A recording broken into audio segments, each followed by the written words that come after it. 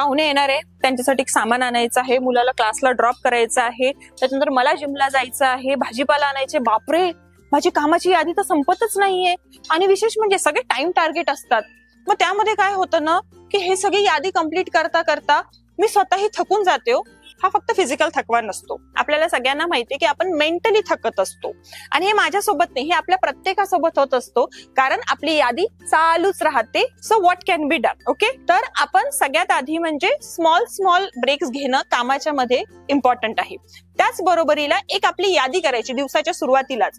सगळ्यात इम्पॉर्टंट काय आहे, सगळ्यात अर्जंट काय आहे, सगळ्यात इम्पॉर्टंट काय नाहीये आणि काय अर्जंट नाहीये, त्याच्यानुसार जर आपण बायफर्केशन केलं तर काम करायला सोपं जातं आणि आपण स्ट्रेस फ्री राहतो. आणि आपल्या व्हॉट्सअपचा किंवा डिजिटल मीडियाचा मदत घ्यायला काहीच हरकत नाहीये.